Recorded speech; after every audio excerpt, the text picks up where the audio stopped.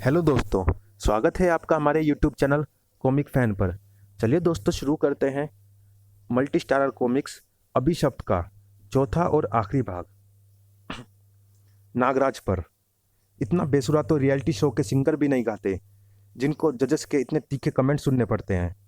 आख भड़ाम, तू तो डेंजर जोन में भी जाने लायक नहीं है। तूने गुंची को मार दिया, अब किसी लायक तू भी नहीं रहेगा। अरे वाह, हमारे रक्षक तो बहुत जल्दी धराशायी हो गए। सोचा ना था ये काम इतना आसान होगा। तो हम फिर से शुरू करें। आह, ये क्या, ये क्या, ये तुम क्या कर रहे हो? तुम लोगों का काम खत्म हो चुका है, इसलिए अब तुम्हें भी खत्म हो जाना चाहिए। हाँ, और अगला नंबर तुम्हारा है नरहरि। जब सेना ही नहीं रहेगी तो राजा का क्या काम? काम तो तुम्हारा भी इस दुनिया में नहीं है। तुम ठीक कैसे हो गए? ये तो सिर्फ पानी था। अगर मेरा सारा लहू भी निकल जाता ना, डोगा फिर भी खड़ा हो जाता। सिर्फ डोगा ही नहीं, हम भी ठीक हो गए हैं। तुम लोग ठीक कैसे हो गए? नागराज मौका भांपते ही इच्छाधारी कणों में बदल गया था, जिसके कारण आर पार उसे पूरी तरह नुकसान नहीं पहुंचा पाया। और मेरी आभूषणों की शक्ति को ज्यादा देर तक किलित नहीं किया जा सकता। मेरे इस विराट रूप के बारे में क्या विचार है? आह, आह नहीं, अब्जॉर्ब रिलीज। नागराज डोगा, तुम, अच्छा हुआ तुम मिल गए। मैं तुम्हें ही ढूंढ अक विराट रूप से असली रूप में आ गया। राम शास्त्री, ये क्या, कहानी का मेन विलन ही खत्म? बढ़ाम, ये कहानी का मेन विलन नहीं था। मैंने इसकी आंखें देखी थी। ऐसा लग रहा था कि जैसे ये जो कुछ कह कर रहा था, नींद में कर रहा था। मैंने भी एक चीज गौर की थी। मैंने राम शास्त्री का इंटरव्यू टीवी में देखा था। इसकी बॉडी लैंग्वेज बिल्कुल बदली हुई थी। ऐसा लग रहा था जैसे ये नहीं। तुम लोग क्या कह रहे हो? मेरे पल्ले कुछ नहीं पड़ रहा। मैं बस इतना चाहता हूँ कि मेरा काम मैं बस इतना जानता हूँ कि मेरा काम पूरा हुआ। अब मैं चला वापस जंगल। दुनिया जाए भाड़ में मेरी बला से। उजाला, तुम्हारी आंखें ठीक हो गई, यानी तुम्हारे अंधेपन की वजह म्यूटेंसी थी। हाँ डोगा, और ये वही जगह है जो मेरे सपने में आती थी। और वो अनजान शख्स ये है, यही है वो शख्स जिसकी शक्ल क्लियर नहीं दिखती थी। यही है सारे फसाद की जड़। ओ माय गॉड, ये तो ठीक वही सिचुएशन है जो मेरे सपने में आती है। यानी मैं मरने वाली हूँ। नहीं, ये सब क्या है? शायद दुनिया को ऑलराउंडर की सच्चाई का पता चल गया है और सरकार ने हमें अभिशप्त करार देकर खत्म करने के ऑर्डर जारी किए होंगे। इन सब के जिम्मेदार तुम हो। ये सब तुम्हारा किया धरा है। उजाला द्वारा तुम्हें पहचानने के बाद ये साबित हो गया कि तुम ही ये सब कर रहे थे। और तुम्हारे लिए ये सब करना बहुत आसान था, क्योंकि सारे म्यूटेंट तुम्हारा आदेश मानते थे। ये सब झूठ है। अपनी जबान को लगाम दे कुत्ते की दुम, वरना इन्हीं नाखूनों से नोच डालूंगा। तुम लोग आपस में लड़ना बंद करो। एक सपने को आधार बनाकर हम नरहरि को दोषी नहीं मान सकते। फिलहाल हमें अपना ध्यान बाहर आई फोर्स से निपटने में लगाना होगा। हमें पता है कि इस बिल्डिंग के अंदर सारे लोग म्यूटेंट हैं। आपको चेतावनी दी जाती है कि आत्मसमर्पण कर दे, वरना पूरी बिल्डिंग उड़ा दी जाएगी। अब क्या होगा चीफ? अगर हमने आत्मसमर्पण नहीं किया तो शर्तियाँ मारे जाएंगे, और अगर कर भी दिया तो बचेंगे फिर भी नहीं। तुम लोग गलती कर रहे हो इस इंसान पर भरोसा करके। तुम लोग मुझे थोड़ा सोचने दोगे या यूं ही बड़बड़ करते रहोगे? और तुम मिस उजाला, देखो, पता नहीं तुमने क्या देखा, मुझे नहीं मालूम। अब तो हमारे पास कोई शक्ति भी नहीं बची, पर फिलहाल अपना मुंह बंद रखो। पता नहीं इस मुसीबत से कैसे। एक मिनट, आत्मसमर्पण की तैयारी करो। नरहरि के दिमाग में जो भी प्लान था, उसका असर बाहर निपट रहे हीरोज पर भी पड़ा था, क्योंकि वो लड़ने के बजाय खिसकने की सोच रहे थे। हुए इंसान कहीं के। अगर नरहरि ने मजबूर ना किया होता तो मेरे बजाय ये सब भाग रहे होते। धाएं धाएं। पता नहीं नरहरि इस सिचुएशन को कैसे हैंडल करेगा, पर फिलहाल यहाँ से निकलना मजबूरी है, वरना बेगुनाह म्यूटेंट मारे जाएंगे। रेड धाएं घाएं साएं। उजाला को अपने साथ नहीं ला सकता था, वरना इन गोलियों की बौछार से वो हरगिज नहीं बच सकती थी। बड़ा रेड धाएं। हीरोज तो निकल गए थे, अब बारी म्यूटेंट्स की थी। म्यूटेंट से जुड़ी एक और सनसनीखेज घटना प्रकाश में आई। एक गुप्त रिपोर्ट के अनुसार पुलिस फोर्स ने ऑलराउंडर नाम की प्लेसमेंट कंपनी पर छापा मारा है। बताया जाता है कि इस कंपनी द्वारा नियुक्त सारे कर्मचारी म्यूटेंट हैं। हालांकि अभी इसकी आधिकारिक पुष्टि नहीं हो पाई है, पर नागराज डोगा और एक भेड़िया प्राणी द्वारा वहां से निकल भागने से तथा कई अजीबोगरीब प्राणियों के मिलने से यही साबित होता है कि म्यूटेंट्स की सारी गतिविधियों का केंद्र ऑलराउंडर ही है। इससे पहले यह बात साबित हो चुकी है कि मशहूर फुटबॉल प्लेयर जॉन और एटीएस चीफ गोविलकर भी म्यूटेंट थे। नागराज और डोगा को देखने वाले प्रत्यक्षदर्शियों का कहना था कि उनका शरीर विकृत हो चुका था, जो उनकी म्यूटेंसी बढ़ने का सबूत है। पूरी मुंबई की जनता में आक्रोश है। म्यूटेंट्स का बहिष्कार करने के लिए लोग सड़कों पर निकल आए हैं और आगजनी कर रहे हैं। लोगों में नागराज, डोगा और बाकी म्यूटेंट्स के लिए गुस्सा है। वो बर्थ डिफेक्ट और पेट्स डिफेक्ट के लिए इन म्यूटेंट्स को जिम्मेदार मान रहे हैं। ये म्यूटेंट्स को समाज के लिए अभिशाप मान रहे हैं। ताज़ा सूचना ये है कि आक्रोशित भीड़ ने ऑलराउंडर की बिल्डिंग पर भी हमला किया, जहां से कथित म्यूटेंट्स को गिरफ्तार कर किया गया था। इस बात पर और प्रकाश डालने के लिए हम एक बार फिर स्वागत करना चाहेंगे प्रोफेसर भास्कर का। माफ़ कीजिएगा, इस बार प्रोफेसर रामशास्त्री अनुपलब्ध होने के कारण उपस्थित नहीं है। प्रोफेसर साहब, पिछले दिनों जो कुछ हुआ, इस बारे में आपकी प्रतिक्रिया? मेरे विचार से बिना किसी सबूत के एक इतनी बड़ी कंपनी पर आरोप लगाना सही नहीं है। पहले साबित तो होने दो कि वो म्यूटेंट है। और रही बात नागराज और डोगा के विकृत होने की, तो मैं यही कहूँगा कि यह पेट्स डिफेक्ट का असर है। इस पर इतनी हाय तौबा मचाने की जरूरत नहीं है। तो ये थे प्रोफेसर भास्कर के विचार, पर मुंबई के लोगों के विचार इनसे ज़रा अलग है।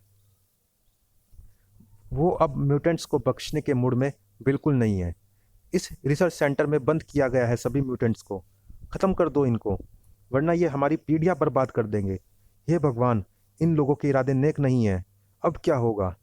तू तो सपने में आगे की चीज़ें देख लेती है ना। 2 घंटे सो जा, खुद ही पता चल जाएगा। तुम बकवास बंद। ओह नो, क्या हुआ? खुद देख लो, ये क्या हो रहा है? हमारा रूप बदल रहा है। हम भी म्यूटेंट बन रहे हैं। मेरे सपने के सच होने की शुरुआत हो गई। अब इसका असर धीरे धीरे पूरी दुनिया में दिखने लगेगा। हे भेड़िया देवता, ये सब क्या है? उजाला ने जो कहा था वो सच होने वाला है। ये लोग आक्रामक हो रहे हैं।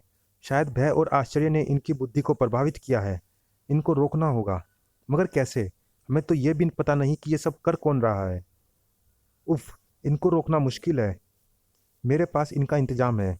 अब थोड़ी देर तक ये लोग कोई नुकसान नहीं पहुंचा पाएंगे। तब तक हमें मुख्य अपराधी तक पहुंचने का रास्ता निकालना होगा। मैंने राम शास्त्री से लड़ते वक्त महसूस किया था कि उसकी बॉडी लैंग्वेज बदली हुई थी, और अभी थोड़ी देर पहले टीवी देखने के बाद मुझे याद आ गया है कि वो कौन था। लेकिन अब जानने का फ़ायदा ही क्या है? अब तो समय ही नहीं बचा तुम्हारे पास। बहुत सस्पेंस हो गया। अब क्लाइमेक्स तक कहानी पहुंच गई है और विलन ही गायब है। ये कोई बात हुई? तो मैंने सोचा कि चलो तुम्हारी मौत से पहले तुम लोगों को ये बता दूं कि सारा मामला क्या है। मैं हूं इन सारे षड्यंत्रों का सूत्रधार। वैसे हमारी मुलाकात ऑलराउंडर की बिल्डिंग में हो ही गई थी, राम शास्त्री के रूप में। वो बेचारा तो निर्दोष था, मुफ्त में मारा गया। बस उसकी गलती ये हुई कि समय से पहले मेरा राज जान गया। मैंने अपना मानस अंश उसके अंदर डाला था और फिर वो मैं बन गया था। हम दैत्य है, तुमसे कहीं बेहतर जीव, फिर भी सदियों से पाताल में छुपकर रहना पड़ता था। वजह थी देवता तुम पर ज़्यादा ही मेहरबान थे। हम पर तुम्हारा कोई भी मानवीय अस्त्र बेअसर है, यहाँ तक कि एटम बम भी। खतरा था तो सिर्फ दिव्यास्त्रों से, जो देवताओं ने तुम लोगों को थोक के भाव में दे रखे हैं। दिव्यास्त्रों के विकिरण से हमें म्यूजियल भी पूर्ण रूप से बचा नहीं पाता था। पहले हमें यह सब पता नहीं था, पर हम सदियों से तुम इंसानों की बीच रूप बदल बदल कर घुलते मिलते रहे। जैसे जैसे विज्ञान से हमारा परिचय हुआ, हमें अपनी शक्तियों पर शोध करने में आसानी होने लगी। तब हमें पता चला कि हमारी शक्तियों का स्रोत था म्यूजिल, जो हमें हर तरह के अस्त्र और विकिरण से बचाता था। लेकिन हमारे अंदर इतनी मात्रा नहीं थी कि दिव्यास्त्रों से बचा जा सके। तब मैंने शोध कर पता लगाया कि अगर हमारे अंदर म्यूजिल का स्तर बढ़ जाए तो हम अभेद हो सकते हैं। पर समस्या ये थी कि शोध के लिए बहुत ज़्यादा मात्रा में म्यूजिल चाहिए था, जो कि हमारे पास था नहीं। फिर मुझे पता चला कि मुंबई में एक क्रिस्टल डोम है जिसमें म्यूजिल बहुत ज़्यादा मात्रा में है। मैंने उसे तोड़ने की कोशिश की, पर सफल नहीं हुआ। उसे तोड़ने के लिए भी दिव्यास्त्र की ज़रूरत थी, जो हमारे पास नहीं था। फिर मुझे पता चला काल केतु कोबी के बारे में। मैंने कोबी पर हमले करवाए और उसे गदा का आह्वान करने पर मजबूर किया। गदा प्रकट होते ही मैंने उसकी चोरी करवाई और डोम को तुड़वा दिया। मेरा काम तो हो गया, पर डोम टूटते ही सदियों से सोए 9 म्यूटेंट जाग गए। मेरी दिलचस्पी इनमें बढ़ गई। मैंने इन 9 से दोस्ती कर ली। वो अपने गद्दार राजा की खोज में थे। उनकी कहानी जानकर मेरे आश्चर्य का ठिकाना नहीं रहा। मैंने उन पर शोध किया, तब मुझे पता चला कि इनके अंदर भी म्यूजियल था। उसी वक्त मैंने फैसला कर लिया कि मैं तुम इंसानों को अपनी म्यूजियल फैक्ट्री बनाऊंगा। मैंने शोध की शुरू तो किया, पर कुछ गड़बड़ हो गई, जिससे मुंबई में पैट्स डिफेक्ट और बर्थ डिफेक्ट की घटना हुई और तुम लोग सक्रिय हो गए। मैंने तुम सबका ध्यान मोड़ने के लिए उन 9 म्यूटेंट्स की मदद की और तुम लोगों पर भी इल्ज़ाम लगवाए, लेकिन इस सब की ज़रूरत नहीं रही। देखो, सारी दुनिया म्यूटेंट्स में बदलने वाली है। अब मेरे दैत्य साथी भी इसी जंग में कूदेंगे, जो मानवों के बीच छुपकर रहते हैं। उससे पहले मैं तुझे राख का ढेर बना दूंगा। तेरे दोनों कानों के बीच कुछ है या नहीं? मैंने कहा था इंसानों के बनाए कोई भी घातक अस्त्र मुझ पर बेअसर है। इंसानी अस्त्र ही बेकार है ना, दिव्यास्त्र तो नहीं। अब को भी तुझे दिव्यास्त्र से ही खत्म करेगा। हे भेड़िया देवता, मदद! मैं तुम्हें एक बात तो बताना ही भूल गया। मैंने अपने शरीर में म्यूजल का स्तर बढ़ा लिया है। हा हा हा, धाड़! अक! देखता हूँ तेरा म्यूजल तुझे मेरे जहर से भी बचा सकता है या नहीं। अफसोस, तुम्हारा जहर भी मेरा कुछ नहीं बिगाड़ सकता, पर मेरी शक्ति तुम्हें धूल जरूर चटा सकती है। आह! उफ! मेरे जहर ने मुझ पर ही उल्टा असर दिखा दिया, पर यह असर ज़्यादा देर तक नहीं रहेगा। मेरे सूक्ष्म सर्प जल्दी ही इसे ठीक कर देंगे। हा हा हा! अब मैं अजय हूँ और जल्दी ही मेरी जाति भी अजय होगी। फिर हम पूरे ब्रह्मांड पर राज करेंगे। हमें रोकने वाला कोई नहीं होगा, कोई भी नहीं। Research centre. नागराज तुम? हाँ, मुझे तुम्हारी मदद की ज़रूरत है। तुम्हें मेरे साथ चलना होगा, मगर हम जाएंगे कैसे? ये सोचना मेरा काम है। अग्निका, बाहर आओ। दूसरी तरफ, यही वो स्थान है जहाँ इन दुष्ट दैत्यों ने अपना अड्डा बनाया हुआ है। म्यूटेंट बने इंसानों की एनर्जी यहाँ खींची जा रही है। ये लोग बच कैसे गए? उफ! प्रक्रिया शुरू हो चुकी है। मैं अब यहाँ से नहीं हट सकता। अब सारी म्यूटेंट्स की म्यूजल में यहीं से खींच सकता हूँ। मुझे जल्दी मुंबई में फैले हमारे सारे एजेंटों से संपर्क करके उन्हें यहाँ बुलाना होगा। अगर ये अंदर आने में सफल हो गए तो सारा प्लान चौपट हो सकता है। गुड, हमारे सारे एजेंट्स अड्डे की तरफ बढ़ रहे हैं। ये क्या है नागराज? ये वज्र है जो पहले भी इन दैत्यों का काल बना था। नरहरि की मदद से मैं इसे ढूंढ पाया। अब ये इन दैत्यों का समूल नाश करेगा। नहीं! दैत्यों का किस्सा हमेशा के लिए खत्म। वज्र ने सारी म्यूजल खत्म कर दी होगी। मगर नागराज, मुंबई वासी जो म्यूटेंट बन गए हैं, उनका क्या होगा? उन पर म्यूजल का असर खत्म हो गया होगा, क्योंकि उनकी सारी म्यूजल भास्कर ने खींच ली थी। देखो, हम भी ठीक हो गए। भास्कर को क्यों भूल रहे हो? उस पर दिव्यास्त्र भी बेअसर था। ऐसा उसका सोचना था। वास्तव में वो सामान्य दिव्यास्त्र से अभेद था। वज्र जैसे दिव्यास्त्र से वो हरगिज नहीं बच सकता है। ये किस्सा खत्म समझो। ऑलराउंडर में, अगर आज तुम तीनों नहीं होते तो हमारी कम्युनिटी मिटा दी जाती। मैं तुम्हारा एहसानमंद हूँ। डीएनए टेस्ट में साबित नहीं हुआ कि हम म्यूटेंट्स हैं, क्योंकि राम शास्त्री ने हमारी म्यूजल खींच ली थी, जिससे हम नॉर्मल हो गए थे। वो सब छोड़ो, मुझे तो ये बताओ कि तुम लोगों को छोड़ कैसे दिया? डीएनए टेस्ट में साबित नहीं हुआ कि हम म्यूटेंट्स हैं, क्योंकि राम शास्त्री ने हमारी म्यूजल खींच ली थी, जिससे हम नॉर्मल हो गए थे। तो क्या चीफ, हम हमेशा के लिए नॉर्मल हो गए? तो क्या मैं फिर से अंधी हो जाऊंगी? नहीं स्वीटी, बाकी मुंबई वासी तो हमेशा के लिए ठीक हो गए, पर हमारे साथ ऐसा नहीं होगा, क्योंकि हम काफ़ी समय से म्यूजल के संपर्क में हैं। अभी भले ही हमारे अंदर म्यूजल नहीं है, पर कुछ दिनों में वो खुद ही बनना शुरू हो जाएगा। कुछ कहा नहीं जा सकता।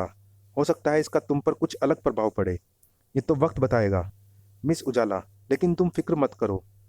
अब तुम हमारी प्लेसमेंट कंपनी के लिए काम करोगी। हम इसका कोई ना कोई हल निकाल लेंगे। नहीं डोगा, ये कंपनी किसी भी तरह से इंसानों का हक नहीं।